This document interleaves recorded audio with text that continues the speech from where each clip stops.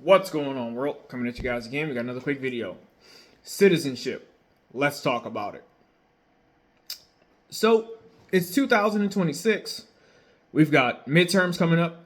We've got the 2028 presidential election coming up.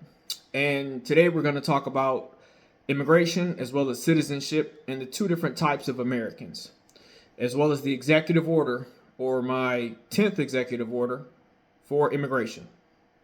Now, as it stands right now, we have departments such as ICE that are implementing measures to ensure and secure American safety, as well as liberties and privileges to include voting and safety and security of American citizens, as well as our economy, by reducing the deficit, by engaging in actions to prevent fraud, which causes inflation, by foreign immigrants sending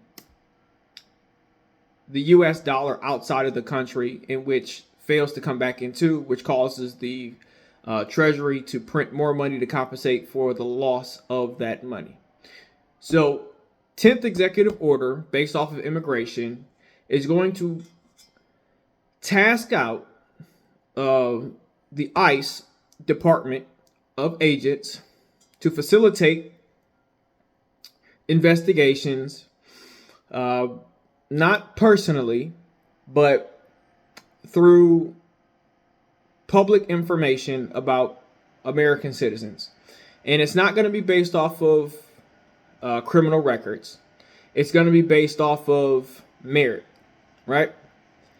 Just because you were born in this country doesn't mean that you will have the opportunity and privilege of maintaining the capacity of being an American citizen. You have the right to life, liberty, and the pursuit of happiness. That's granted, right? And you have the application of fairness and equality under the law. But that does not guarantee you the capacity of maintaining the privilege of being an American citizen. Now, everybody has liberties, but it is a privilege to be an American citizen. And based off of this notion, if you are an American citizen and your track record is not a record of an individual whom has contributed to America in some way, form, or fashion in a positive notion, then you will be given notice that if you are a parasite to this country, a sociopath, an individual who does not practice personal courage and selfless service, then you will be deported.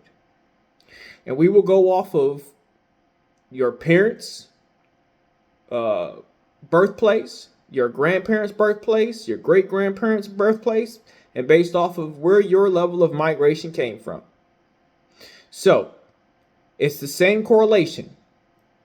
America is one nation, under God, indivisible, with liberty and justice for all. But since we are a family, and just like any family, individuals who live within the household have to contribute to the family. No free rides. This includes Native Americans.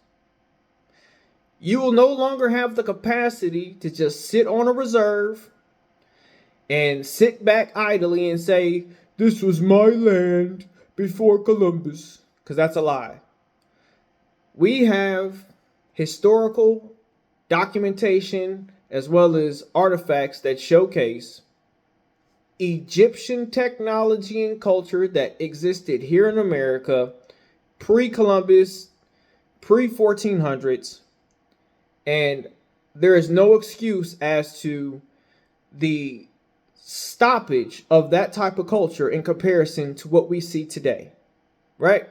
Because if Native Americans were truly here in America, the same culture in which they practice, which is found archaeologically here in America, would still be happening here today.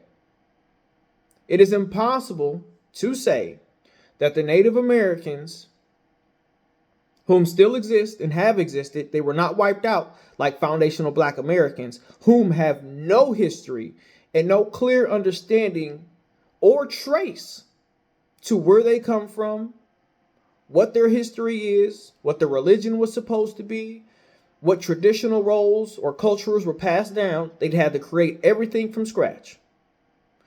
Native Americans have no application. All we have are teepees and dancing in circles with feathers in their head, right? But they do that in the First Nations. They do that shit up in the Yukon. They do that shit in Siberia.